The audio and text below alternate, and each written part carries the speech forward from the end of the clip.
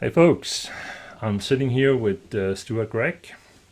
I think the man who's given me the most joy throughout my teenage years, and also in the later years, as you all know, because Stuart is the coder, the developer behind Rick Dangerous on the C64 platform, and so many other games that I have spent hours and hours and hours playing when I was young.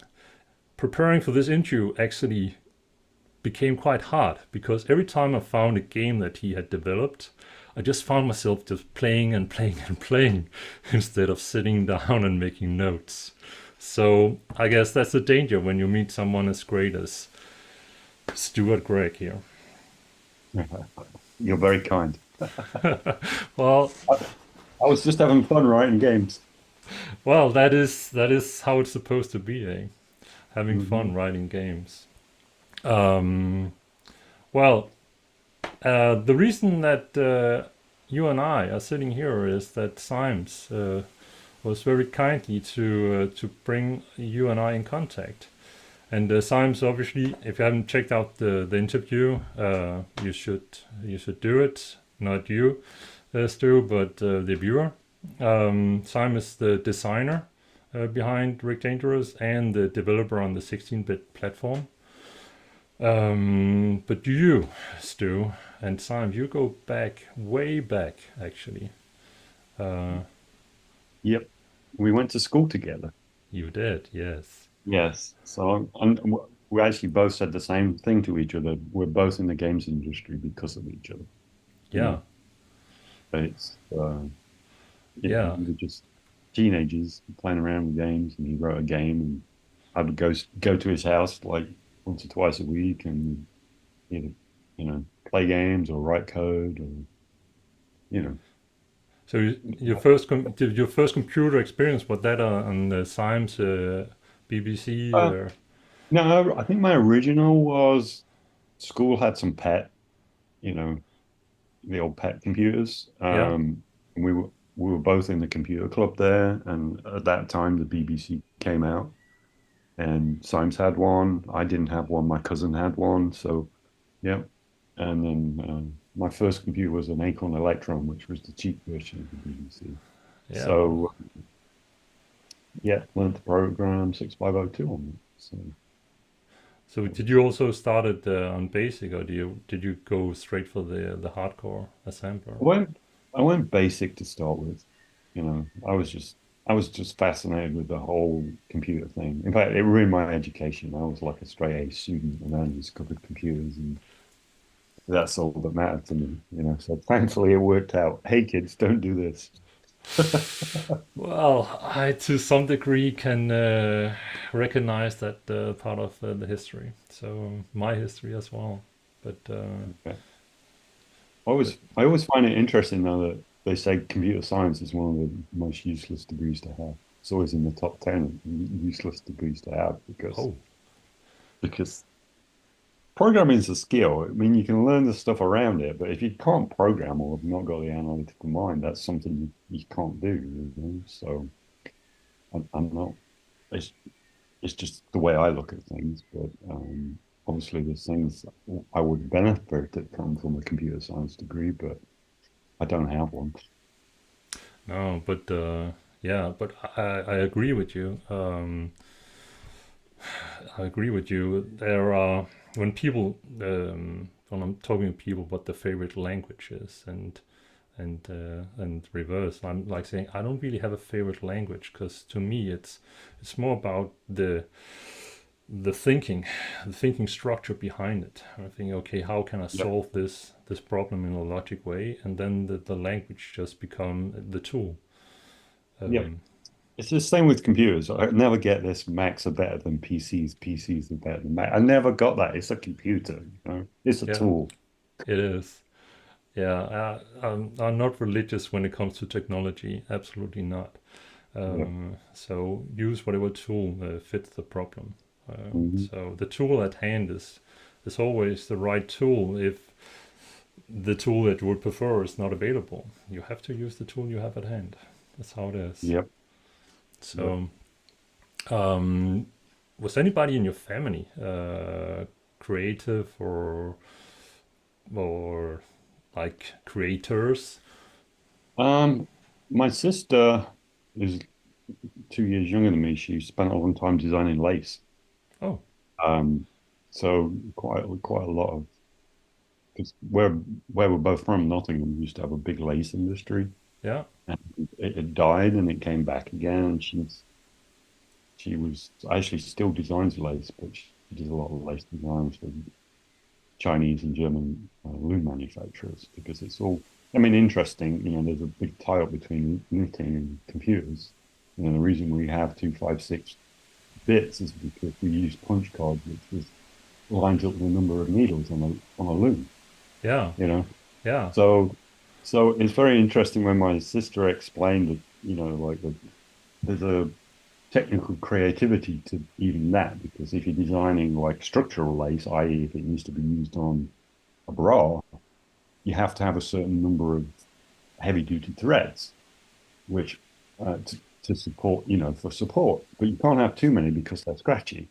So there's this whole, you know, and there's some and boundaries to the creativity that you will have to fit yeah, into. and Yeah, she can draw. My hand, I love computers because they had set limits. Especially back in the 8-bit days, there was only so many places you place a pixel. And I can't draw. My handwriting is terrible. So computers were a very creative outlet. And my yeah, sister obviously can draw, and my dad, was motor mechanic, but he built race engines and he was very good with his hands, but also good at solving technical problems. So I think that's where it both comes from for both of us. yeah. Uh, So, well, it's interesting. The problem solving, the creativity, and the tool, that's, the outlet, I would rather say. For your sister, it yeah, was designing lace, and for you, it became developing development on computers. So, yeah, um, yes, in your youth, yeah, when you didn't spend time with science, yeah. how was time? What did you do in your spare time? Um, Hung out with friends, got into trouble. I used to ride bicycles a lot. I used to race cycle speedway. I'm Yeah, not in that. I'm not in that picture. no, but I But that's believe this is from your club. yeah, that's the guy in second place is George Symes, who I still know. And the guy at the back is actually Wayne Bennington, who actually became a professional cyclist, rode with Greg LeMond and Hmm. Z. So Ironically, this I rode for Long Eaton, which is where we both grew up. But Oxford Headington, when I was writing SNES version of Beauty and Beast, I didn't realize I lived on the same street as that track was located, and I ended up racing for that team again. So yeah, well, when I looked you up, this thing popped up that you were part of the Long Eaton Bees. yeah, And I'm not familiar with the sports per se, but it looks very much as a sport that I did myself back in my youth, which was BMX. it's Uh, it's it's similar, but it's flat and it's on yeah. gravel. I've still got scars on my arms from falling off. Oh yes, I have a few scars as well that I can show off. So, but yes, I, I still ride bicycles a lot today. yeah. Great. Much to my wife's chagrin, she wish I didn't, but yeah. Is it still flat or is it more mountain bikes and stuff like that? I'm, I've got mountain bike. There's a lot of mountain biking around where I am. Some really like world-class mountain biking.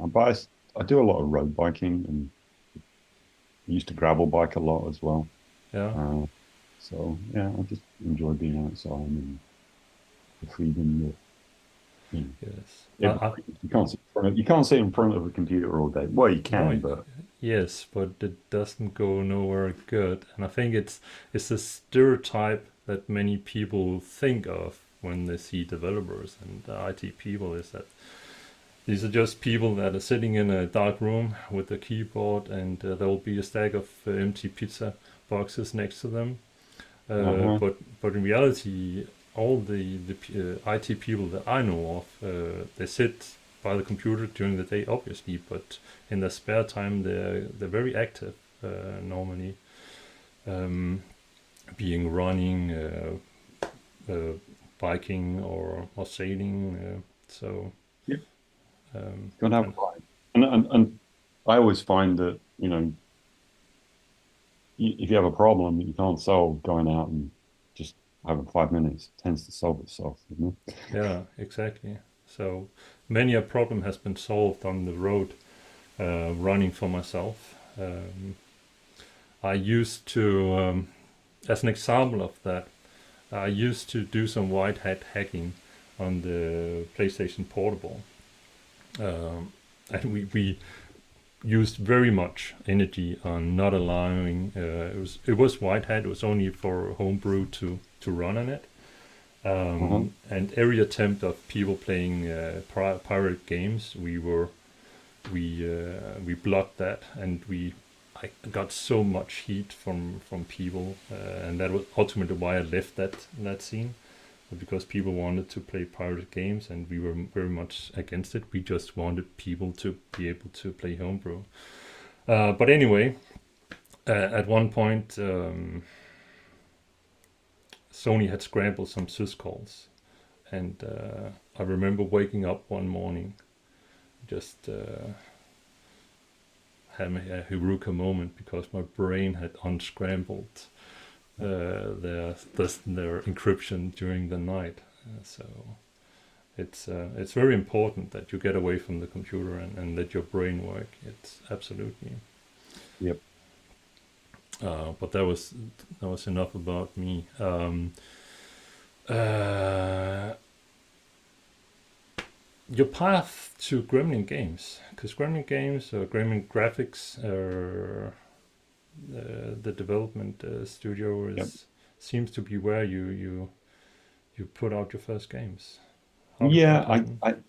um, well, funny enough, I worked at Loughborough University as my first real job, Hmm. making films. I don't know why I got that job, but they were writing educational software. And that's where I met Paul Carruthers, Hmm. who's a game developer, is manager of a studio now in Nottingham, and a guy called Ian Downing. And I played Boulder Dash on the C64, I think, and I'd started writing a BBC version of that.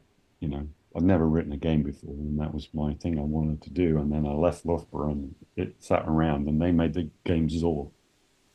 Was They went, oh yeah, we can do that. So Yeah. that's um, then I was unemployed, so I started up on a scheme, self-employed as a game developer. I didn't know what I was doing, but I just knew that's what I wanted to do, and I was young and foolish. So I did that, and I got employed trying to do I don't know, I got a contract converting Way of the Exploding Fist to the MSX. And Hmm. it didn't really go anywhere because A, I didn't really know what I was doing. And B, the people who I was working for weren't very supportive. And that's where I met Dave Ken Pridmore, who wrote the Z80 version of Rick. Um, and he was a real smart guy, and he'd written a Spectrum version of Tempest, Hmm. the old Atari game. And people were trying to buy it from him. He'd just done it on spec. People were trying to buy it. And I knew Terry Lloyd.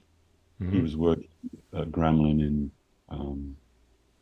Sheffield. So I went up to see in Stuart with Dave, and Ian Stewart bought Tempest, but Dave still wanted to be independent, and they offered me a job. So I ended up going to Gremlin in Birmingham and working on the original Gauntlet conversions. So my first work that ever got really published was the title screens on Gauntlet One.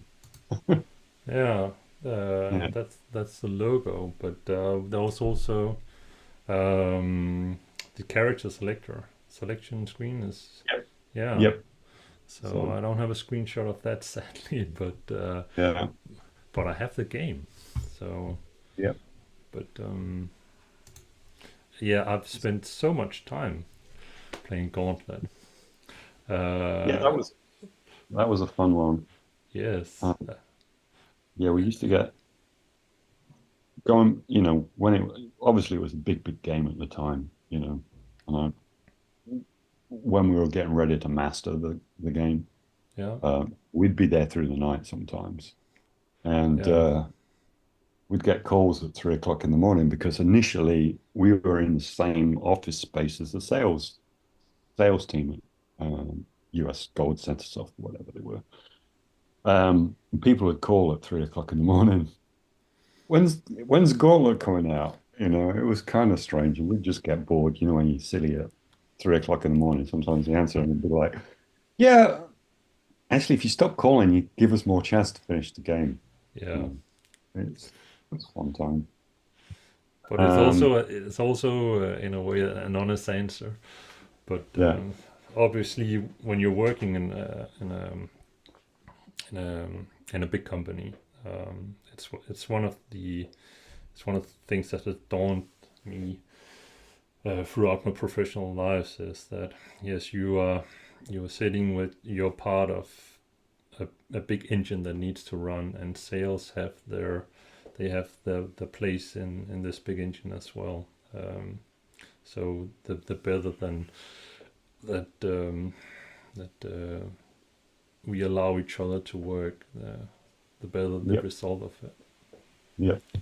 But So yeah, so I was just like the helper on that, you know. And there's a guy called Tony Porter there who did the Z80 versions of Gorgon. mhm, It taught how to be a real games programmer, I think.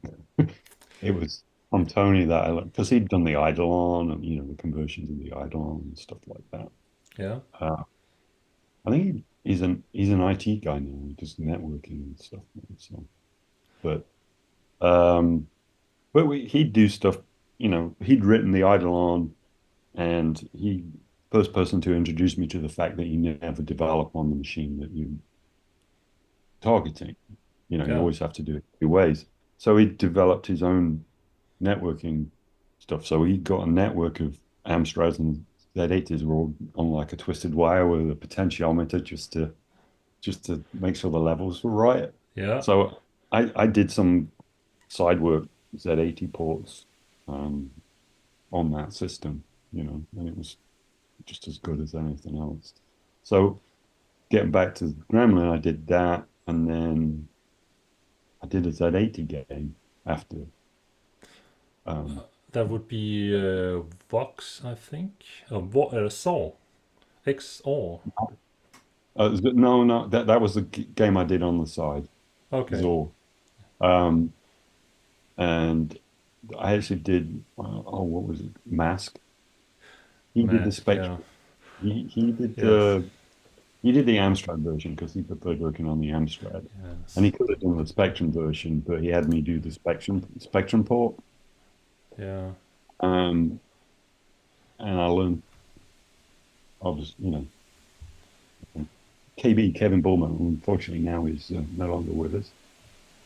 Mm. Um, uh, yeah, so that was the first game I ever published, and then I did Mickey Mouse on the C64. Yes. Yeah, I saw that as well. That's actually that was technically it was very impressive. Um, I saw it for the first time today, and I was thinking, "Whoa, this is actually that's quite a leap here Yeah, from Saw to Mickey Mouse." Uh, yeah, and and one might have um, what are those called? One might have some ideas to how a Mickey Mouse game would be, but actually, it seemed pretty solid. yeah. Uh, I mean, at the time, I think Gremlin paid so much money, and then you got so many points for licensing. This is how it worked back then. mhm, So they got Basil the Great Mouse Detective, and that was, and then just had, was so many points. To Mm-hmm. use mouse, was another so many points. And because it was just Mickey Mouse, obviously it's big for Disney, but because it wasn't tied to anything else, it was cheaper. So we came up with this whole idea of a game, but it had to be non-violent. So that's why you're shooting water at the ghosts or whatever. You Yeah. know, it was a whole, that was an original game. So it's a nice idea to come up with an original game. And I think the thing I'm most proud about that, which it sounds kind of silly, if you actually complete the game, Mm-hmm. you get fireworks, which actually were particle effects. Yay. It's like 502 particle effects in sprites. Yes. Which is funny, like much later towards the end of my career, I was working on a game which used the Unreal Engine, and Yeah. part of that was they had particle effects for the flames. I'm going, I recognize this code 20 years ago. Because it was basically the same. But yeah, so yeah, that was a fun game to work on. That was my first game that got published where I did everything. Okay. Obviously we Oh well. You also okay. I thought cool. I thought Gauntlet 2 was I did I did make it did I or did I maybe I'm getting things out of order. It's a long time ago and I'm old. that's okay. Did I think Gauntlet 2 was in 87 and I think the Mickey Mouse was in 88. I might be wrong. okay, got it the wrong way around then. Okay, so I did Gauntlet 2, which there's a story behind that. Basically we had some problems with the Gauntlet one. It was Mm-hmm. a little bit buggy. It was a last minute thing. So they asked me, basically, I took the Z80 code and wrote Gauntlet 2 for the 64 from the Z80 code because that's something I could do and made the changes. I was familiar with the code on all the versions, and I worked on the deeper levels and deeper dungeons or whatever it was. Yeah. So yeah, I did the port in like three months. It got mastered. And then quite famously, it was the US Gold Christmas party, and I managed to fall asleep in the toilets. I am that person. I woke up at 7 o'clock in the morning because I've been Oh working like 3 weeks solid on this stupid game. yeah. Well, been Yeah. there, done that.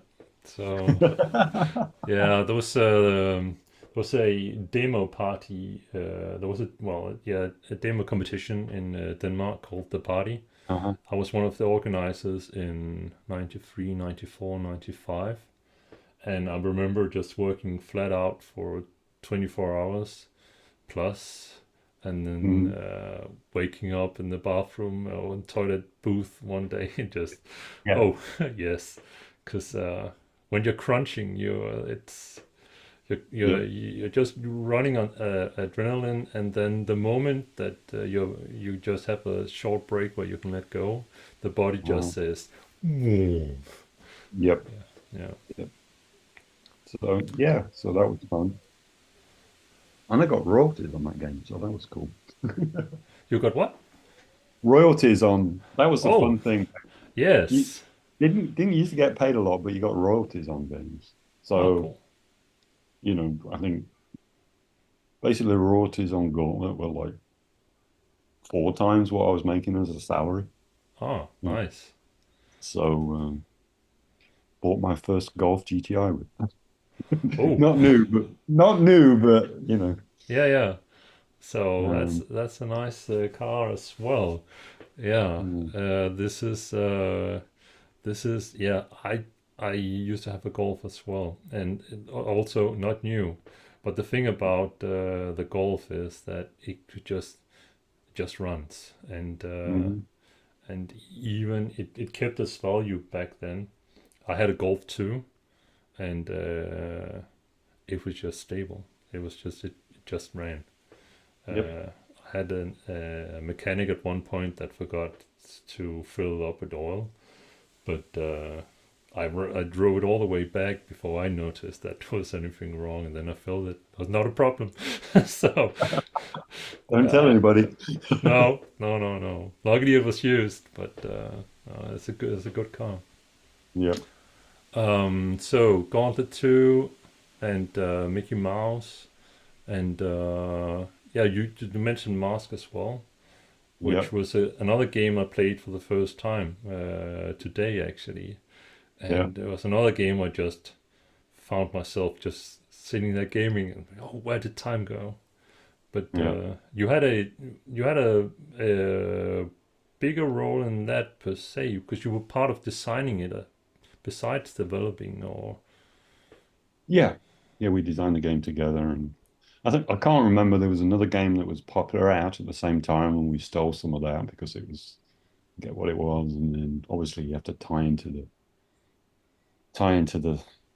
the franchise with take some of the things, and it was good. That was the thing I loved about the game industry back then. It was creative.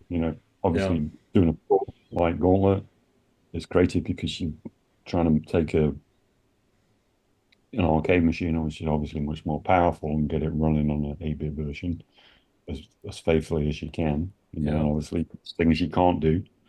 Um, so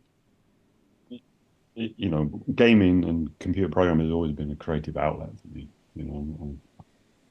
I can't draw with my hands. My handwriting's terrible, but my creativity comes out through computers. So it's great to have limits to work against because it makes you think creatively, and yeah, also, but it's great to build games, have your own ideas and implement them and things like yes, that. yeah, You know, even the way it doesn't relate to the Commodore 64, but on the Spectrum, people used, what was the command? LDIR to copy lines of screen. Spectrum, you build a buffer and then copy it, chasing the raster. But yeah, we didn't do that.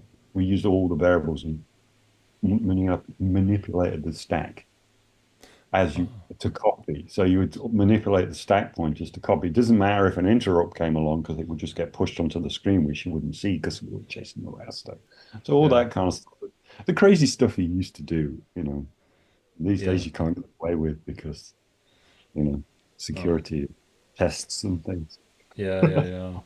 So yes, it's the demo scene still keeps it alive, and it's so impressive to see what the demo scene can do with these old machines.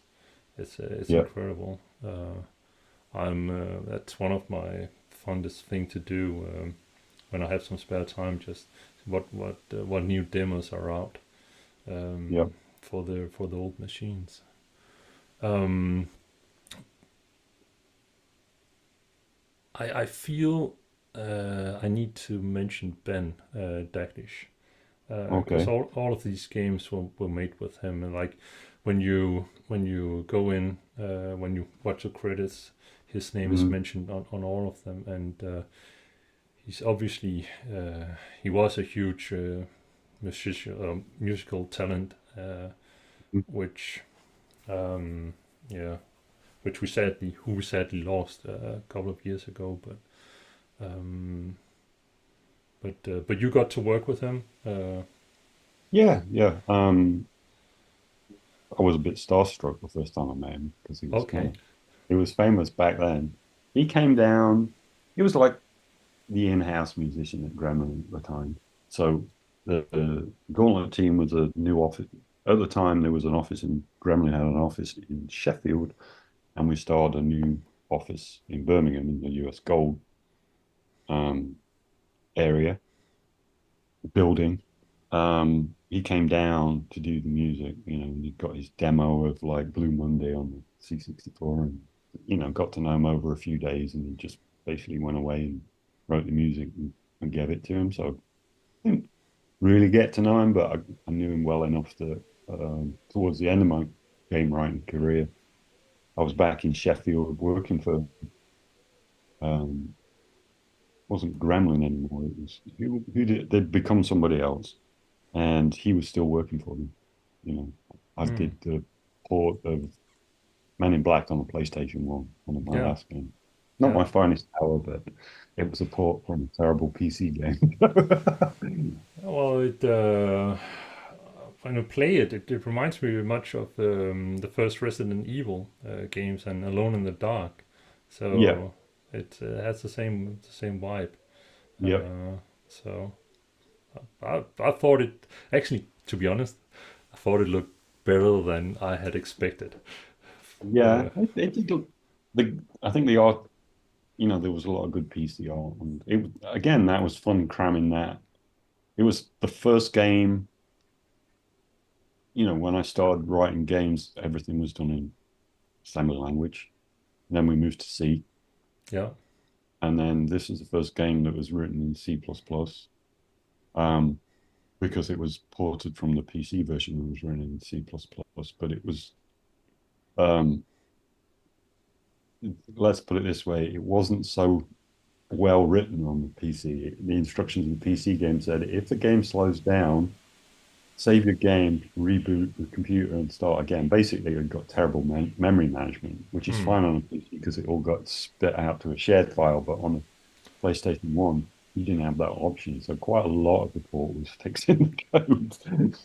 So it was yeah. jumping, so But um, also that on the when you're coding C++, it's very flexible, but you are in charge of memory management. yeah, yeah. So It was, you know, the PlayStation, if I get this right, could be wrong, the area for where you would flip things onto the screen was like a 2D area. hmm, It was so when you got so that was one of the things we had to work out was the memory map for the graphics into that area properly. That was one of the fun things we had to do. All these things are coming back to me, which are probably very boring, but not at all. I find it very, very interesting. it's weird the things that I think because I've been at that in the game industry for a while by the time I've done that. I mean, the reason I the reason I quit the game industry was I was sick of writing detection routines. Hmm. I just done it so many times. But got to the point where it was the fun things like allocating the memory properly and things like that. And using the PlayStation 1 had the ability to stream videos. It got built-in compression. Hmm. And so on the last game I ever wrote, which was Game of Life, we actually used that for the animation. We actually, rather than sort of decompressing the whole, um, again, another PC port, the whole screen for a video stream, that's what it was for. We broke it up and we're using it to decompress parts of the screen in as we needed because we couldn't do it any other way because we not got on the memory. That is very creative. Yeah. So The crazy stuff we used to do. I miss that yes, stuff. yes, I fully understand. It's yeah. It there is in there is the endorphins. It's not how you. It's not how you. Yes, I would say the endorphins lays in the hunt to accomplish something, and if you have all the memory, all the CPU, all the storage in the world, it then you're just left to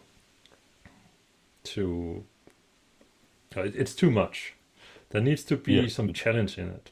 There needs to Yep. be some sweat and some tears and some some mornings where you have to wake up and wondering how am I going to do this, and Yep. then by the end of the day you have found a way and you're like yes. So yeah. I'm not as bad as I thought I was. No, no, I'm sure you're not. Absolutely not. Not at all. You're not bad at all. I'm the hugest fan. Absolutely. Um, but after Gremlin Graphics, there is another marvel I must mention before we go to, obviously, my piece, my heart piece here. That's Dynamite, Ducks.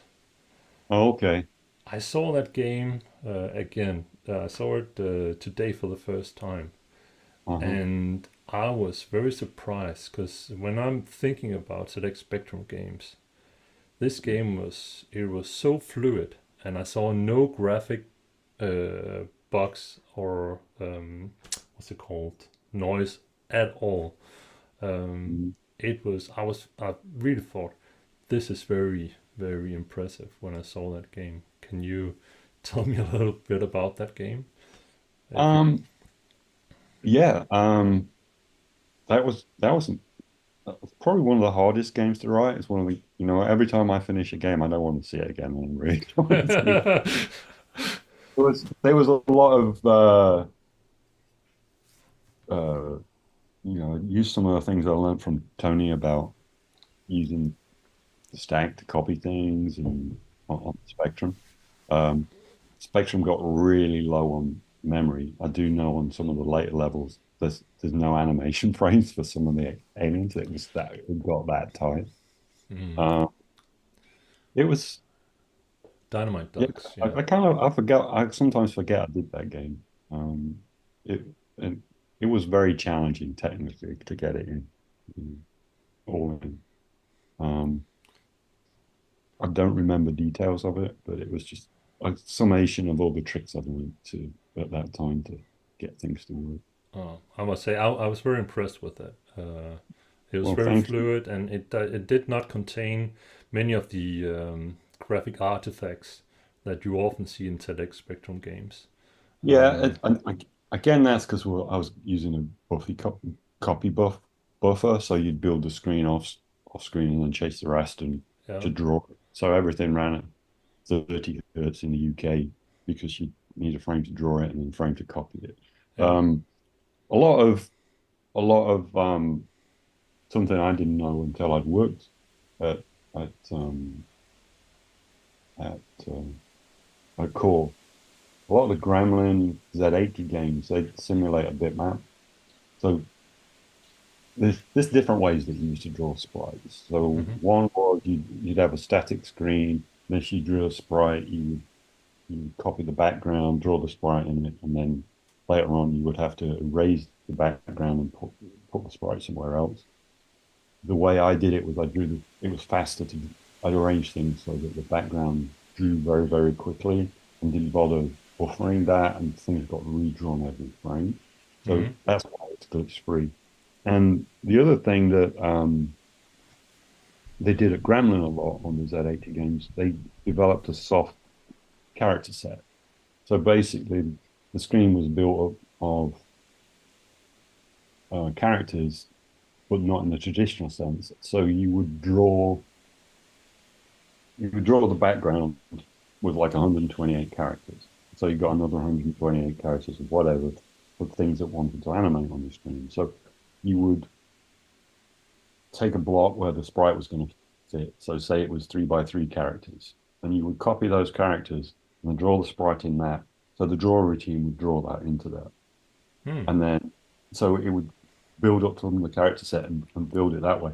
And it was a fast way of doing it, but occasionally you would see artifacts with that. And in fact, it's the same way that if you ever see software sprites on C64, it's done like that. You Yeah. reserve part of the character set to draw additional characters in.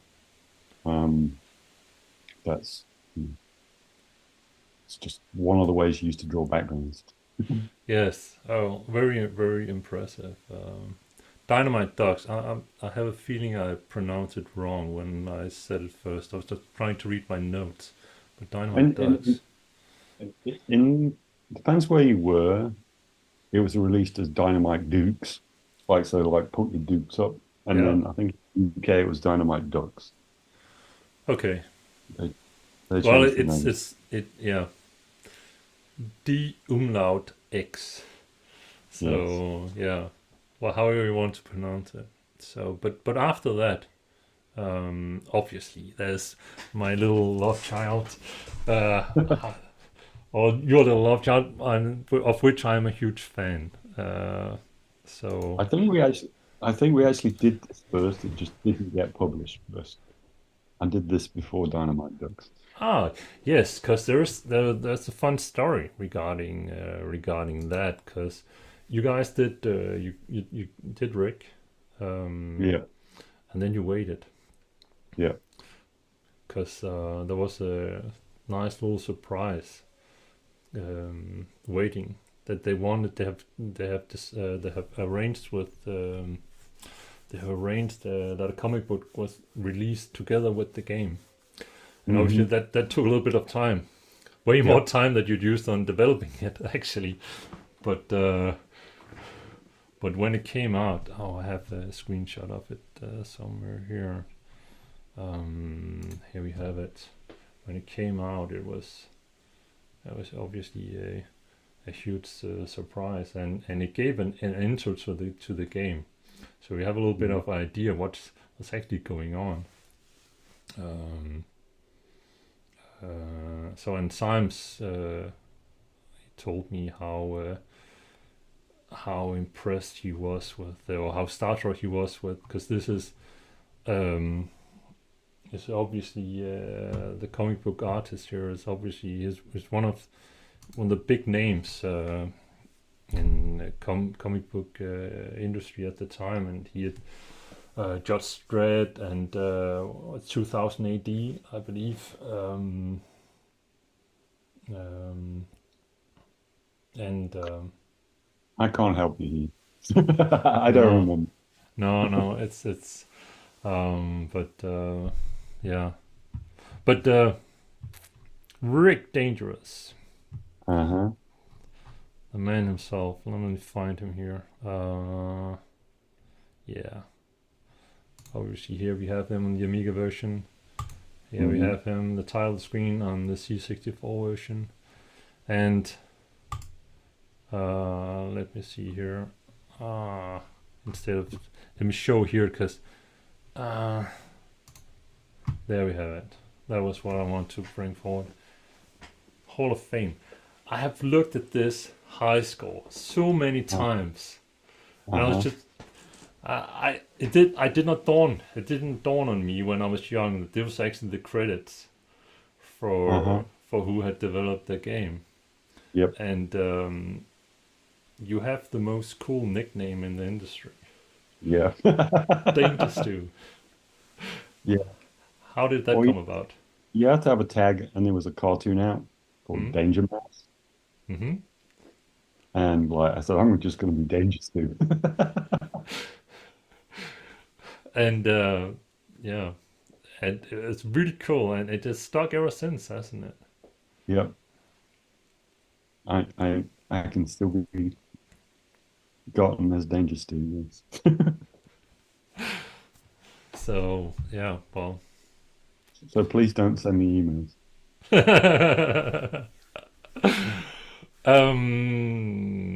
yes, I'm a huge fan of this game. But Symes went a little bit into the design decision that you guys made to be able Yeah. to reuse as much as the graphics and logic between the platforms. Um, could you perhaps go a little bit into how you guys shared the resources between you? Yeah, I mean, I think the thing that tied everything together, it was important that all the triggers for all the traps and everything worked the same. Yeah. So obviously the maps were the same. Um, the triggers had to work the same. So that was the thing that really tied all the versions together. So it was important that if you got to within a certain zone or something, the same thing happened every single time because we weren't, designing different versions of the game. They were supposed to play pretty much the same as each other every single time. Yeah. I think Simon, he did this, the 16-bit graphics. And I think Terry Lloyd uh, took them down to, um, I think the Terry did the backgrounds.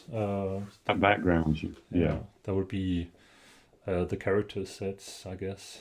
One would yeah. put it. So on the other thing was we had to make sure it worked, and each if you look in the game, each page is built of 4x4 character blocks. So it's rather than storing each screen as individual characters, which obviously would take up too much memory. Each screen was drawn in 4x4 blocks, so we had a block definition, which was built up of characters. So basically, as we built the screen, you would just, this is block one, it's these 16 characters. This is block two, it's this. So it's a kind of built-in form of impression. Yeah, one can see it when I'm just switching here between the C64 version and the Amiga version, and one can recognize all the blocks. The build-up is the exact the same. Obviously, there's some difference in the color palettes and stuff like that. There are some limitations in the hardware that. But it's clear to see that you guys made some really clever decision reusing and being able to reuse as much of your resources as possible. Symes went into talking about how you guys you set the I think the resolution was from I think it was from the ZX Spectrum, I think, and the sprite resolution was from the C64. The sprite which made you able to design everything in a way that it could be reused throughout the platforms. The maps.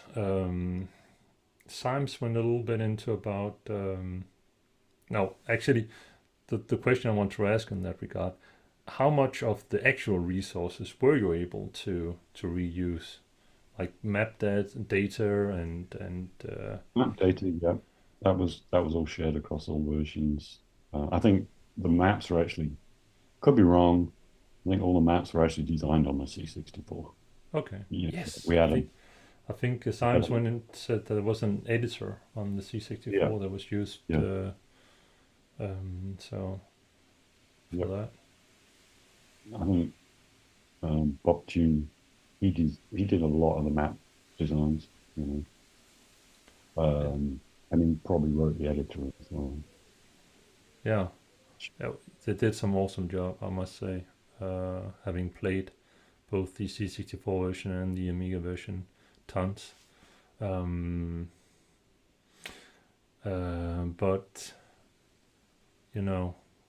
I have some questions regarding the game. Okay. But I think it's easier if I showed you. Okay. I've got something a surprise to show you then. Oh. This is the Rick Dangerous source code. So there's the C64. Oh my word! Oh my word! Here's the EGA PC version. Oh. And here's the CGA PC version. Oh. That's incredible. Oh, that is. Oh my word! That is. I don't know if I can still read those discs, but I still no. I've got them on a cloud somewhere. So. If at one point you feel like you would want to share a copy of the source code with someone who you knew would appreciate it, you know how to get in contact with me. I'll see if it's available. Yeah. So, that's incredible. That's incredible. You know what? Let's look at Gregg. Here we have him. The title screen. Actually, yeah. Let's go straight into the first level. Because this is the question I had for Symes. if I stand in this position right Yeah. here for 3 minutes and 30 seconds, something will happen. There will be a little sound, and I can demonstrate it because I have a snapshot saved. There it comes. That was. Oh, I remember that now. I don't remember what it is, but I remember that now. I think it's. Does the game play differently after that? No, no, and I don't get any. I don't get any high score It, points. I think it's a lot of the information. That's a bug you've found more than anything. I think after obviously a lot of the things which are happening on the screen, when you load the screen, things get triggered and set up. And I think something's just gone through its cycle, and when it's finished, doesn't do anything on screen, but it's told to play a sound effect. I think that's all that's Yes. happening. So So there are we 3 could we could look bytes. at the data. We could look at the data and figure it Oh, out. yeah, that would be cool. There are 3 bytes that is counting down, and the Mm, moment that they reach 0, they play okay. that sound and then they start over. Unless you have died. If you have Okay. died, the counter stops. Maybe maybe there was something in there that if you'd not died in that time, it gave you something extra. Yeah, If I you think. it may, maybe if you got extra health or something like that. I don't, and it's just got left in and forgotten about. So I'm sorry, I don't have a definitive No, answer. it's cool. I can show you another example because I think my emulator just crashed. So let me I try hate again here. computers. It's hard to get a.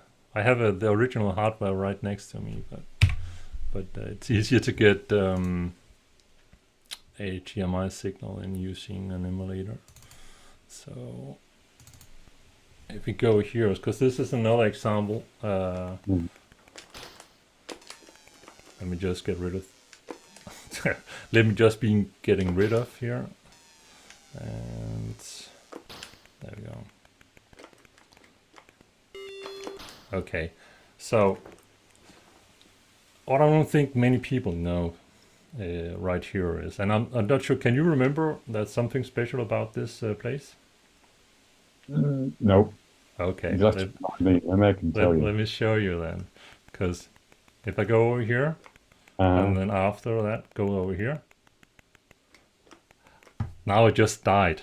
That is the reason why. I have to redo this, because stealth is very much not allowed to make this happen. There we go. If I go over here, yeah. there we had the sound. Uh-huh. Go over here, there we have the sound. Go back, there we have the sound again, and go over here. So what is happening is there's those hidden score gates in this Uh-huh. corner, and here I activate it, and over here I cash in. So Okay. so the score gate was obviously something you guys added as a reward for people finishing sections of the game Uh-huh. faster than 3 minutes and 30 seconds, and you are not allowed to die in between. That's how I have analyzed it. So and but that's yeah. Anyway, that's That make Yeah, that makes sense. but I'll buy your analyzation of the. so yeah. I think I think we wrote the game in a certain way, and then when it came back from Firebird, we had to take some things out and maybe we missed some things. Okay, yeah. Can remember what kind of things that would be out of curiosity. It is it. I think we had to make the game a little bit easier. Ah, Yeah, yes. there's a famous because you play a game all the time, we make it easier. I mean, it's like I know I've had occasions where I've done an Amiga and an ST game, and the Yeah. Amiga comes out first, and the same bunch of people play the ST game and say it's too easy, Yeah, right? They know the game because they've been playing another version of the game already. yeah. So yeah, Symes, in the interview I did with him, he talked about this section right here as one of uh, those sections where you were told that it was too hard, and if I fall down, you might recognize it. yeah, He said the original version of this had the player doing all sorts of jumping back and forth. yeah. So the final version, can you remember what the trick is here? Um, No, okay, I'm, well, I'm sorry. that's cool. Well, Look at me, the for worst interview ever. yeah, no, not at all. The final solution you guys came up with is you have to duck, and then you have to Yeah, listen for the audio cue, and the moment you yeah, hear the audio, you jump, yeah. and then you're safe. And this is actually one of the revelations that I found very recently, because that is the way that we've had to have to do it for years and years and years. Because you very let me show. Yeah, you did not allow us to. I'll have to wait for this spoiler to fall down. You did not allow us to just jump, because then we would hit the spikes, Yeah, yeah, and yeah. yeah, and let me show you again. If you did not allow us to, you were very keen on us doing that exactly that way. Mm-hmm. Huh, yeah, just read it. Let me get rid of him. Okay, I have to show how to get past this section. So there we go. And This is one of the few differences between the games because this rock, I believe, is full width on the 16-bit version. yes, Sam said on the C64 and on the Amiga version, it has this width, but on the Spectrum and possibly some of the other platforms, he could do a full width Yeah, sprite. But the detection's the same. yeah, You know, you're on the rock for the whole width. It's just yeah. So anyway, very recently, let me do that so I can get back to here. I found another way to get past this section, yeah. and I'll try to show you.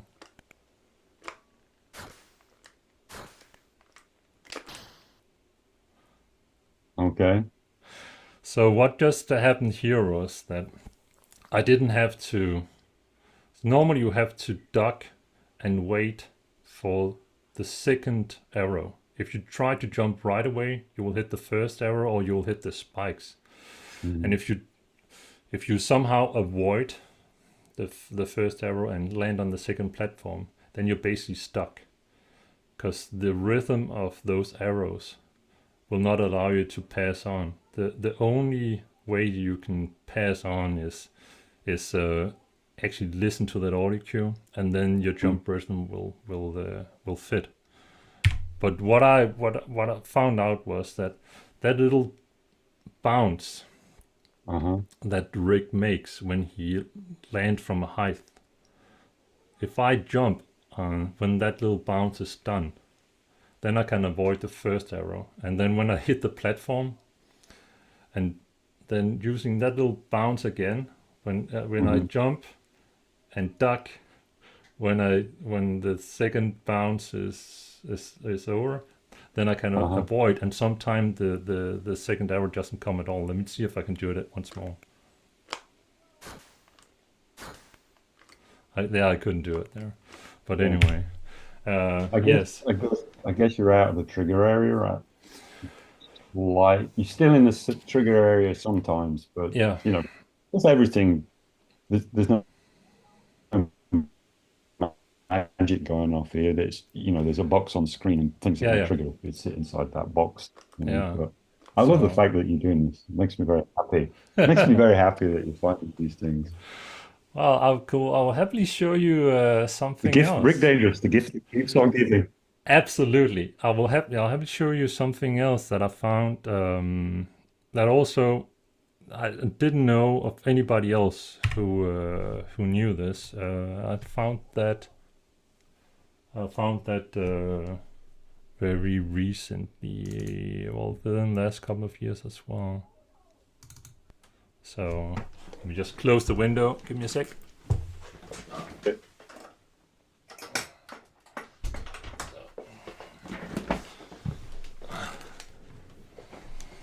This was not it. We have to go one step further.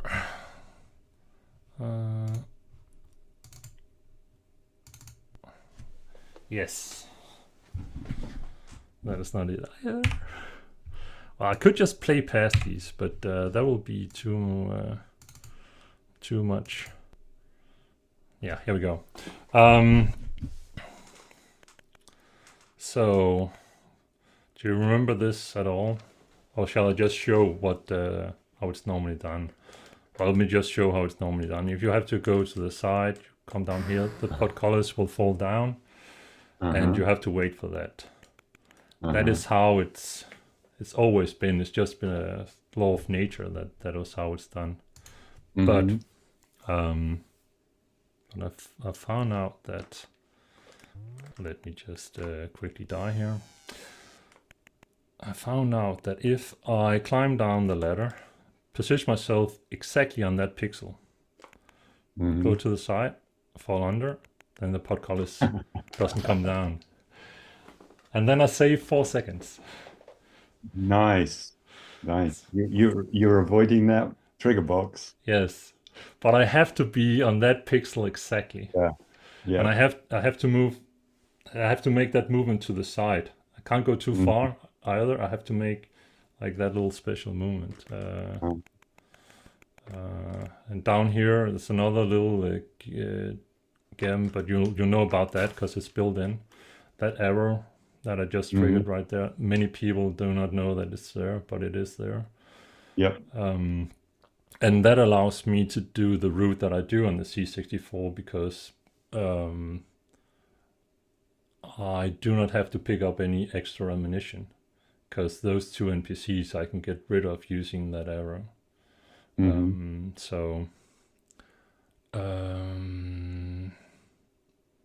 Yeah. Oh, I have another example of this, which you might have. Well, I noted down 3 alternative routes, so let me see what that is. Oh, that's that one. We might go into that one, but I rather actually want to talk about this one instead. Yes. So this is a little bit different. There's a difference between the Amiga version here and the C64 version.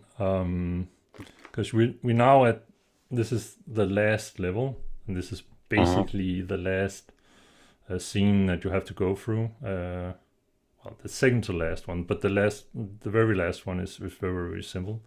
But on the Amiga version, you can jump over here, fall down, hit right there, and then you avoid that rocket. That is that's not doable on the C64 version, and I tried a lot to make that happen, because the other way that you will then have to do it is jump over here, come down, go to that platform, and jump over, and that obviously takes a lot of time. And then the Amiga version had that other shortcut. So, but I found also very recently that there actually is a faster route on the C64 that is very similar to the Amiga version, but it's a little bit different. Down, jump, walk across, and there you go. Okay. So I which is, know. yeah. I think the difference is there was a difference. There was a bug with these. For some reason, it didn't always trigger on the C64. Oh, And it's okay. one of the few differences we made a slight change because of that. And that's the reason that that's happening. It's like I think on the second level, you can see it as well. The um one of the things there doesn't always trigger on the C64. Okay. That's one of the that's about the only bug I remember, and we did make a change for that. Okay. I'm trying to think of It's right at the end of the level, and you have to fall a long way, and oh, I know. yeah. So it will actually be right after the one I just showed. Let me go here. It will be And, so it will be here. So again, there are two routes right here. I'm taking the faster one, and this is the longest fall there is in the game. And then you have to shoot to get across. And then you wait a little, and then you across. But actually here on the next scene, we can talk about that as well. Yes, let's do that. I have to play through it here. Please allow me. This NPC that comes down here, sometime he's coming across, walking this direction, and when you're coming down fast, you'll fall right onto his head. So okay. so you'll always have to be aware where is he when you're coming down there. But that is the randomness that gives us a little bit of spirit. So, oops. Way over here. So, a difference between the C64 and the Amiga version is the collision detection. And on the C64 version, I can do something that is not doable on the Amiga version, and I will show you here.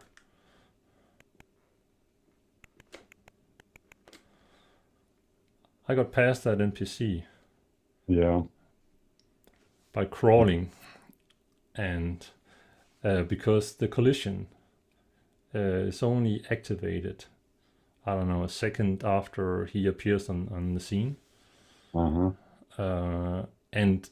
I can just sneak past him, and I have to do that exact movement, and it seems so designed for me to be able to do that. That is incredible. And it's another thing that I only found very recently. I haven't seen anybody else doing it, but if you do exactly what I did, you can exactly get past him. But you can't hesitate for a tenth of a second. Then you will die. Yep. Obviously, there's different variations on how we trigger things. So, Yeah. I mean, all the detection points, we basically for all the games, there's 3 points on the foot of Rick, and then I'm not sure if they're up through his body as well. So wherever they are as you move around, that's how we do the detection. Okay. You didn't just use box detection? We Okay. did points. You did points. Okay. Okay, yeah, cool. And we had to do that because, well, in some ways it's faster. Okay. Yeah. I'm trying not to confuse it with stuff we did at Virgin. With the box detection, you would have to check. You have to check 4 values. You have to check. Well, You have to check if, well, you have to check 4 times 4, so it's 16. You have to check for each corner of the colliding box. You would have to check if that's inside the collision box. So, but using distances instead, I would think. I'll take your word for it. You're the genius. You're the one who did it. So and we actually, I think that's one of the things we did when we, just to make sure everything played the same. yeah, We decided this detection system, and we made sure it worked the same. You know, we set up some demo layouts to make sure everything worked the same. You know, because obviously we would play through a lot of these levels without the aliens, or turn the aliens off, just to make sure that, to the person that does spend all day trying to find the differences, yeah, you know, they yeah, look, you know. yeah. So yeah, what was it? There was a Pookie as a if you enter Pookie on the high score list, you can also go into God mode. Symes told me. I did not know of that, but he said so in the interview. I've forgotten about. Yes. I think there is some sort of limitation or asset management that you're doing as well, because since I have not killed him, that NPC up there, let me just blow that one away. Normally there will be 3 NPCs waiting for me when I jump down here, but since he's alive, there's only 2. I'll show you. Yeah, because obviously with the C64, you've not got to. I am multiplexing sprites here because, you know, we've got high res over low res sprite going off there. Yeah. So It's yes. it's like, oh, I haven't got space for it, I can't do it. No. Yeah. Yes, because you had 3 NPCs. I'm not sure if they have, and then you have a rig that are consisted of 2 sprites, so that will be 8 sprites in all. That's why the bullets are characters. You know? Yeah. Yes. Well, Of course they are. Yeah. I hadn't noticed, but yes, of course they are. You're right. Yes. Yes, for everybody, or for anybody who doesn't know this, the background is actually consists of characters, and that is why, as I shot the bullet, you could see there was a black. It was black around the bullet because there is not a bullet version of every character, but they just you guys just showed the bullet character and moved that across the screen. Yes, I will. Let me show you, because I have so many things. One of the other differences, because the Commodore 64, the rig could run at 30 frames a second on the 64, whereas it couldn't run at 30 on the other version. So we slowed it down to 60, and I had to do something with all that time. So that's why Rick goes behind things. It doesn't do that in other. No. It doesn't do that. And that explains if we just look at that picture I showed you here. Here we have Rick in game on the C64, and then the NPCs are behind the pillars. But here we have on the Amiga, and then there they are in front. So. Yep. So for that, you know, C64 it's not something you would normally do because you've got a very slow 6502. Yeah. So normally with a C64, getting technical, you would just show different sprite frames for each of the Rick and anything that's on the screen. But you actually have an empty sprite, and you have to manually copy in sprite data and mask it behind certain characters on the screen. That's the kind of stupid stuff we used to get up to. That's what you do when you have an extra frame to spare. So, okay, well, here's another thing I want to show you. So this right here is a nightmare on the Amiga when you come to speedrunning, because these NPCs, they're very kind and polite on the C64. They get up that ladder fairly quickly. On the Amiga, they can take their time. But obviously the traditional, the thought way of getting past this is to bring everybody up the ladder, activate the duel, they die, you fall down, and since you're falling down with them, they do not respawn here. If you had just waited up there and gone down the ladder, they would have respawned, and then you have to deal with them again.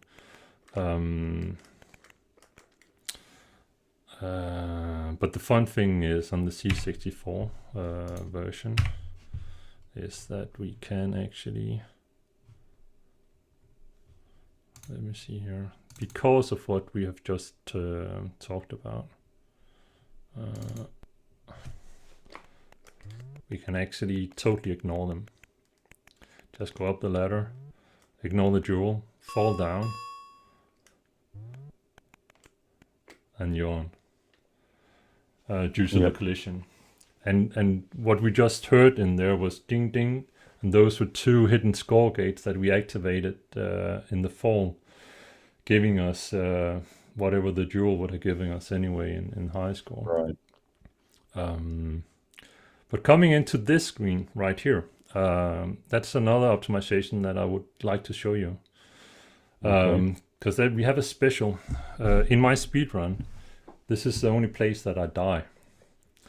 And I die on purpose, because there are 2 things that dying gives me.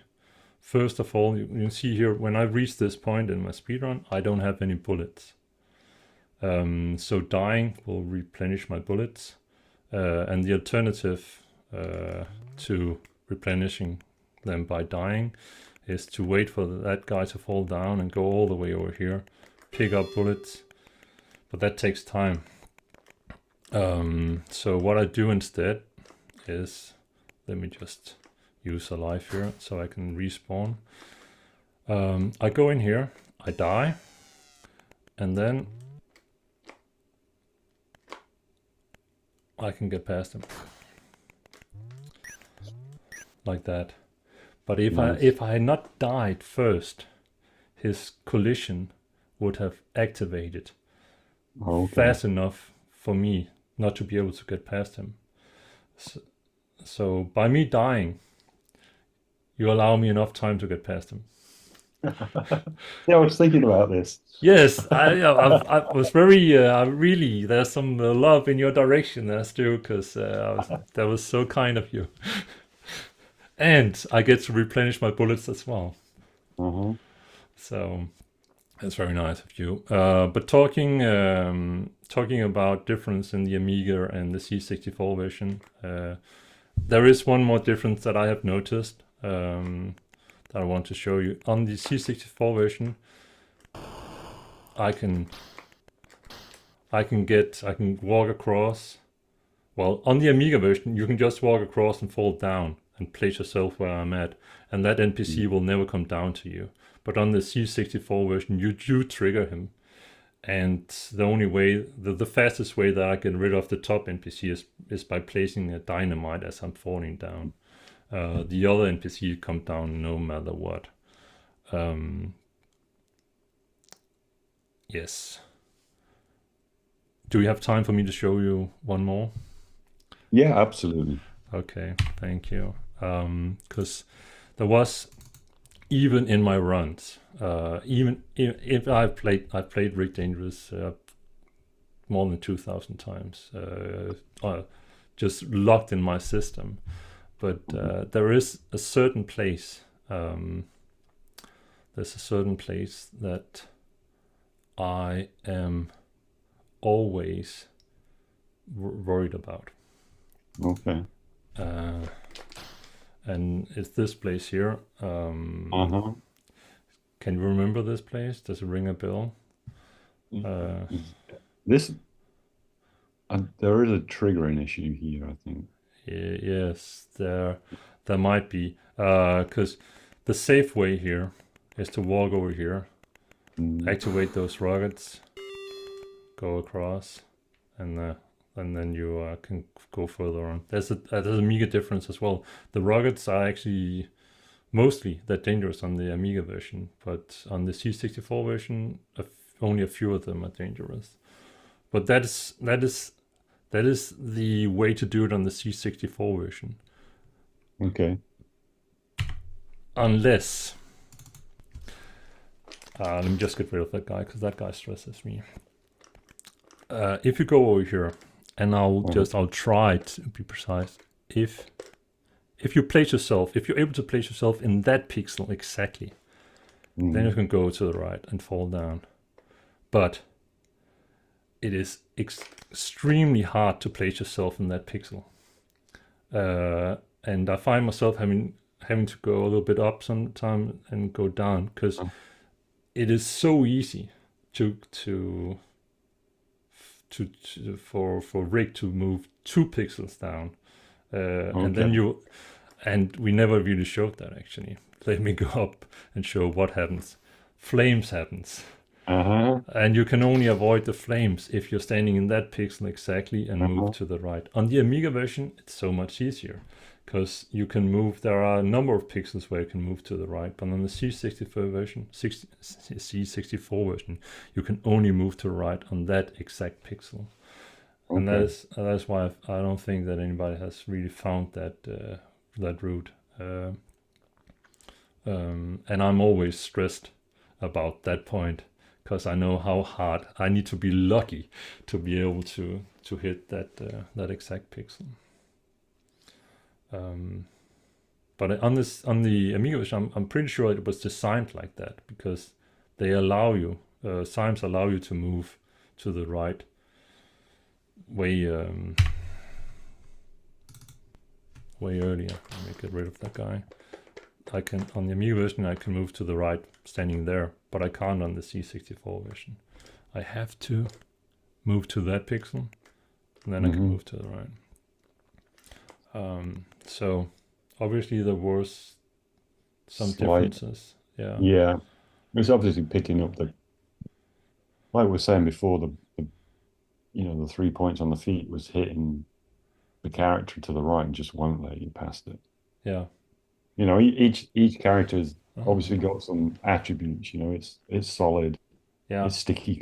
There's 8 bits, so we use them all. Yeah. So So basically, the trigger box is placed just, it's placed 2 pixels beneath the character, and that allows me 1 pixel to move in. Yeah. Oh yes. Yeah. I have had I've had many great runs hitting that collision box and just whatever, we start over. So yeah, cool. There was a thing that was introduced. Actually, it's a fun fact. It's a fun thing because I saw Sony claiming that they want to patent it a couple of years ago, and I laughed and I commented on it and said, you know what, this thing has been there for ages. Dynamic difficulty adjustment. And you guys, you added some of that into Rick, and I can show you some of the places where you did it.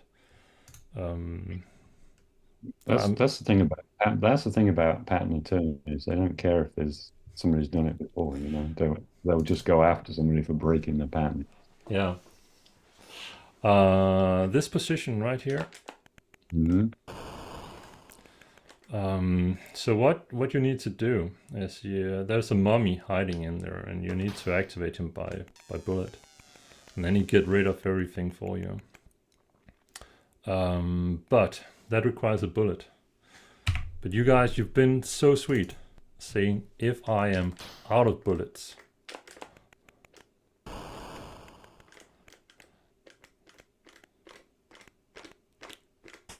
you activate him for me. But that's the only place where you do that. It's the only place where I can activate him by crawling into him. Other places I would have to use the stick. So you're very kindly thinking, you know what, Daniel's out of bullets, so let's help him out here. Yeah, and that would be you know, with same with the characters with the bounding boxes. We obviously have flags on the trigger areas saying trigger with this, trigger with trigger with the stick, trigger with the explosion, trigger with Rick, etc., etc. So obviously it was done that way. Yes, but let me show you here, because let's say now I have one bullet left, and if I try to do it, oh, actually I managed to. I just disproved my theory. Oh, there's many of them in that little box. How did you cramp them in that box? So many of them. Self-replicating. Yeah, self-replicating mummies. Okay, well, I thought normally I die if I try to do it while I'm still having one bullet. Well, now I know something. Obviously I don't need that bullet, because you have implemented the other thing where I can replenish my ammunition and save 6 seconds over here anyway. I'm sorry, it's just reflexes. Oh, another thing that's you mentioned the sprites going behind stuff in the C64 version. Another thing that is C64 version only as well is Rick becoming bigger as he falls out. I believe. Am I wrong? Yeah, that's just because, C64, you can just set a flag and Rick gets bigger. Yeah. Yeah. So, yes. I don't think any of the other versions does that. No. I mean, it's on the C64, there's hardware scaling of the sprites. So you just set a bit in the register and it will get bigger. The only thing you have to do is if you just do that, you have to shift him back. Because if you just set the bit, it would go off to the right. That's all you have to do. So, yeah. And I think I kind of had to fight for that, because we were trying to make this version as the same across all versions, and that makes it look different. Yeah. Yeah, I have, if you check out my YouTube channel, I have I found a glitch in Rig 2 that allows me to bypass the end boss fight in that one. Okay. But actually, what happens is that the death animation of Rick as he's dying goes through the trigger box that ends the game. Okay. And so the result of that is that Giant Rick is walking through the outro animation instead of Tiny Rick. So it looks quite funny. So if you have the time and lust, you can check that out on my YouTube channel. I will, because I didn't do Rig 2. So. No, Chris Long did. Yeah. And it'll be interesting to talk to Chris Long at one point as well, but I don't know. He seems to have gone under the radar. I've not been able to find him anywhere. I've not seen him since I left. Okay. Yeah. So but let me see. Is there any... Oh, obviously, I can't believe that I was nearly missed this. The thing that is the biggest difference between the C64 version and the Amiga version, and the thing that actually Simon was surprised when I told it to him, is the use of the stick. Let me just get rid of these.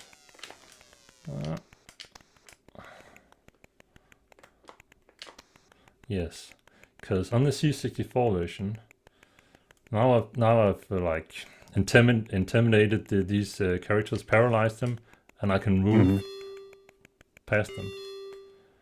That doesn't go on the Amiga version. I can hold them, but the moment I try, I can't walk past them. Then the collision will trigger, and then I die. And Simon was very surprised when I told him this. He thought that it was his logic on all the platforms. Maybe I didn't copy that Yeah. all the way through. Well, if you ask me, and I'm sorry to say, I think you made the better decision of the two, because there's a little bit that gives you more dynamic gameplay. You can choose to deal with situation in more ways than one with this. But the Amiga speedrunners have been complaining about that they were not able to do that. So we'll have to patch the Amiga version so that. Yeah, that would be yes, yeah. Sadly, we need to run the game as it was. So yeah. So but, I actually, yeah. one other thing about Rick was when I did Beauty and the Beast, because forget the number of the processor, but it's based on a 6502, 65012 or something like that. So it's a 16-bit 650. And I'd not written any 6502 in forever because I've been doing 68,000 games for a long time. So I pulled out the Rick source code and I got Rick running on the SNES. Not the NPCs, but you could jump around and scroll through the first level on that. So don't know. I've lost that source code, but that was funny. I can imagine. I can imagine. But that is. I also think. I think it's very. I think it's what we tend to do as developers. When we're facing a new problem, we look in the old stash to see if we can reuse some of the old stuff. So, but yeah, that's cool.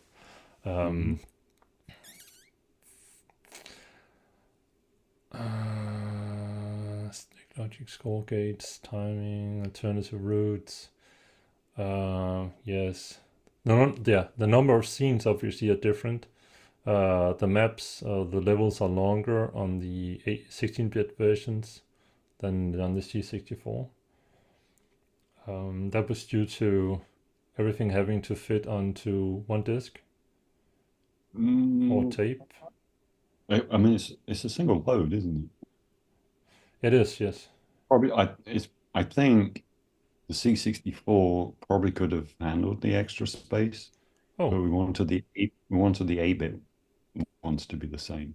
So okay. So all the 8-bits were the same. Okay. We tried to make the 16 bits the premier version, Yeah, okay. Oh, yeah. Okay. I want yeah. But also nice that just because you have completed the game on the one platform, you don't necessarily have completed on another platform. So so that's cool. Any other secrets regarding Rick that you would want to share? No, I was trying to think of someone I can't remember really. Okay. I think it's, to be honest, it's probably the most fun game I ever worked on. It was just, there was something about it. The only bad thing is the sounds, because I did the sounds and I'm terrible with sounds. So. Oh, okay. I don't think they're bad. But compared to what the 64 can do, Yeah, I'd always been given sounds before, yeah. And I'm like going, oh, I wonder what happens if this does this. So it was a fun few days driving around really crazy in the office, but that was about it. So yeah. Mm. I saw. Well, let's wrap up Rick there, because obviously you didn't work on Rick 2. It was Chris Long. Didn't work on Rig 2, no. Oh, I'd left. I'd left because I wanted to work on 16-bit games. yes. And there was one 16-bit game that you worked on that I also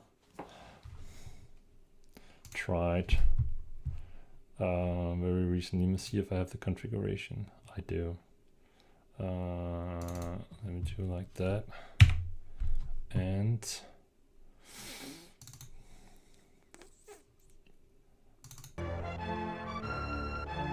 do you recognize that music? Uh-huh. Or zombies. Yes.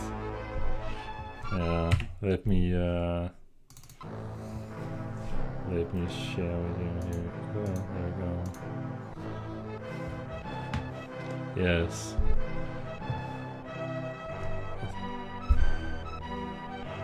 It's you were you the both the designer and developer behind this? Yeah. Yeah. This is a gem. This is a masterpiece. Uh-huh. Yeah. Uh-huh. So this going back to when I first started in games. I don't know if we talked about this before, but I had a job and I was first saw Boulder Dash, and I was very familiar with the BBC, and I wanted to do a port of Boulder Dash to the BBC, and that became Store. But I didn't write that. Ian Downend and Paul Carruthers, who were Astral Software, they did that, like the original BBC version. I ended up doing the ports because they felt bad because they'd stolen my idea and published the game out. So when I left Core, I went to work for Astral, and so I did this whole game. You know, I wanted the whole cinematic thing, and Yeah. went crazy with the 16-bit machine. Yeah. So where did you get the idea from? Probably over a pint or something. It was like, oh, this horror game, horror game, and Yeah. it's Because yeah, Symes worked on Switchblade, obviously, yeah, and which is to me, I felt that I could see, hey, there's some rig in this. I can see, okay, there's the outlay of the scene, the way the levels are being built up. So it seems like a sibling to Rick, but this is yeah, very different. yeah. This is my baby. Yes, Yeah, and yeah. this is an awesome baby. Let me just let me on pause this just to show the audience a little bit about what we're talking about here. Please wait, loading more horror. Yeah.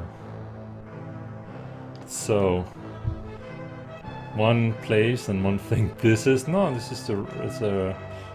a random game, and then this happens. And I was like, whoa, what just happened? So yeah, it's I've not played this game nearly enough, but Yeah, the guy called you can't fire past the solid. Guy called did all the graphics. there we go. He was incredibly into the horror genre. Uh-huh. And he wanted to. It was like an amateur cinematographer, and I can remember going somewhere in Loughborough because they got an army surplus place, and he wanted to get some gas masks for this homage to a film he was making. Uh-huh. Yeah. Doing his own version of Hellraiser or something like that. I can't remember what it was, but so he really got into this, all this gory stuff. He really wanted to do that. So it's my idea, but he was very, very good at, oh, we should do this. Yes. And Yeah, it's yeah, I can't remember I've seen anything like it on the on the old platforms whatsoever. When I saw yeah. that, I was thinking, "Whoa, what is this? Oh my goodness!" So yeah, well done. Thank you. You ended up in California. Yeah, How did that happen? I um I was what did I do? Finished Beauty and the Beast on the SNES, and then they wanted me to do the in-house team was doing this SNES version of Spot Goes to Hollywood, which was originally going to be a 16-bit game. So I'd spent a couple of months working on that. Um, and then they canned the game because it was going to be on a PlayStation game. They decided to make it like isometric 3D in a PlayStation game. Hmm. So I was doing nothing, but they said, "Oh, can you come over and help us finish 3DO Demolition Man?" So they had to get me a visa, and I came out, and they offered me a job full time, and actually in the end, I ended up working on the Spot game. Mm-hmm. Um, and then I've been in the games business for a long time. I got my green card. Um, Went to work for the collective of some ex Virgin people, but Doug and Rich Hare and Gary Priest. We did a port of Men in Black from a PC game to a PlayStation 1. Um, I ended up going back to Gremlin, the old Gremlin building, because it wasn't released in the States, it was only released in Europe. So we wrote the game and then we came over for like 2 or 3 weeks to, while it was being QA'd and past Sony. Um, and then I came back to California and then worked on my last game, which was another port of the Game of Life. And then, which was the last game I worked on. And then I got into, I could see the change in the gamers industry. When I first started, I started in the bedroom, even Beauty and the Beast, there were 3 people worked on it, and there was some creative stuff going off, and it was becoming like making, I mean, like the movie industry. I mean, Virgin got bought by Blockbuster, but that was actually bought by Spelling, but it was by Blockbuster. So it was becoming a big, big industry, and that was really the time when, I mean, even at Virgin, I worked on a project called Ectosphere, which was actually became a film. Um, what's the author's name? He did Hellraiser and I don't know, English horror movie guy. So that was cool because we got to go up to Hollywood a little bit and see stuff being filmed, and but I guess I got tired of games, and um, I do suffer from I can't play first person shooters. I get sick. I get motion sick from them, and I had an accident. No, I sneezed one day, hurt my back, and I just thought I need to change from all Hmm. this. And I got into web development, and that's what I've been doing ever since. So at the time, it was most things were static websites, and first website I ever built was for the um, first time I'd ever used a database and everything was for the American Comedy Awards. You know, Hmm. and it was reminded me very much of the early days of games. If you could come up with a good idea and make it happen, then you could do it. Obviously, it's much different now because there's lots of money involved in it, but I've never jumped ship. So I'm still working, writing software for things, for companies on the web. Well, Cool. these days I concentrate on the front end because I like all the animations and all that kind of stuff, which I guess comes back from writing games. Um, I did actually about 5 years ago. I broke my collarbone. Oh, I was laid up off work, and I actually write stuff. I'd never written a version of Frogger, and so I started writing a version of Frogger on the C64. So right now, right now you've got the frog moving around and the logs going in the water and the trucks going by. And it's not finished, but I guess when I retire, I'll probably finish it. So that would be cool. So that would be cool. Other than that, I know that Rick needs a chapter 3. uh-huh. So um, Yeah, it's funny. Like Terry and Chris Shrigley have just released a game, like a 80s vertical shooter. Terry was really into vertical shooters, and I forget that. I'll send you the link, but you can use a playable version. You can play on the web, or you can buy it off stream. oh, So perfect. yeah, so maybe we should do a Rick 3. Yes, I think that But would be an awesome idea. I'd have to remember how to program games. So. I'm sure it'll come back to you.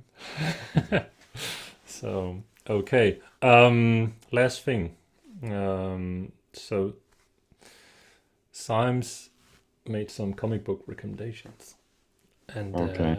I'm very much into comic books myself. Looking at just a tiny bit of my collection. Do you have anything that you would recommend in that regard, or are you more into more serious kind of literature?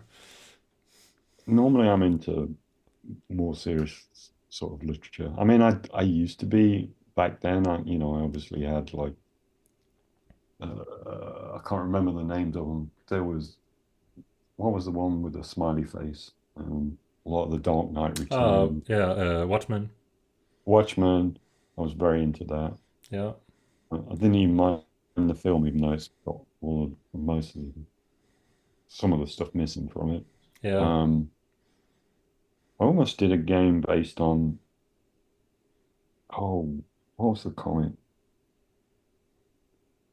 Um, I've forgotten. I'm getting old. My mind's going. No, I think I like Watchmen is. I like I like comic books. And Yeah. actually, one of one of the things I really like was I always used to hate, the movies of comic books. Hmm. The like Superman and all that. The the older Batmans and things like that. Hmm. I never really got into those, but I the Marvel movies, I Hmm. kind of like them because Yeah, the technology is there and the writing's clever and all that kind yeah, of stuff. yeah, and they were made by people that actually had dived into the essence behind it. Yeah, yeah. Um, they say that, and I'm not sure if people should listen to this, but a director should not make a movie when he's a super fan of the character of or the comic book, but because it might be too close to heart. But I Uh-huh. think that the Marvel the the Marvel movies, at least up to Endpoint, showed that it can be done, and it can Yeah, be done very successfully. yeah. So Sorry to disappoint on the comic book not at recommendation. all. You mentioned one of the biggest comic books out there, Watchmen. I think it was Mm. the first. It was the first comic book to win a literary prize. I can't Mhm. remember which one. Obviously, it was also by a fellow Brit of yours. Mhm. It's a yeah. If you don't have it in your collection, viewer, you should buy it. Absolutely. I Um, I really like the books by Neal Stephenson. I yeah. don't know if you those So like Golden Age and the earlier ones where he basically invented avatars and things like that. yeah, An old programmer that wanted to write books, and awesome. some of them are really long, very. It might not be for everybody, but it No. also has a good Reamed Me. where it's all based in the games industry. Okay. Uh, and it's very interesting, but basically it goes all over the world. Uh, International terrorism, blah blah blah, but all with a background of games. And he comes up with the idea of um, ransomware computers, and you Yeah. have to go into the game and drop off a certain amount of money Yes. in a game to get your computer unscrambled. So it's, you know, Yeah. I had a game idea like that at one point that I was working on, and to make it never went beyond my little workstation, but to have the player feel that there was something to lose. I I wanted them to be able to feel that they had to put in some files that they only had some copies of, and yeah, if there need to be a risk. So, yeah, yeah. Anyway, Stuart, it has okay, been a great honor to talk to you, and huge thanks for giving me the chance and sharing this morning with me. okay. I hope it's not the Well, it's last. my honor too. I'm just happy that people still find enjoyment, you know. Oh, absolutely, absolutely, and there are many of us that really have fond memories of Rick and the game. Uh, Not just that game, but many of the games that you made. I see it all the time among my friends, among fellow speedrunners, but also in the comments that people post. You guys did some great work in your early 20s that has affected a bunch of the rest of us. We are many people out there that are very grateful to you and Symes and Terry and everybody else that you worked with. So thank you, huge thanks from here. You're very, very welcome. So on Okay, that note, thank you and cheers. Hope to talk to you again. okay, Bye. sounds good. Bye.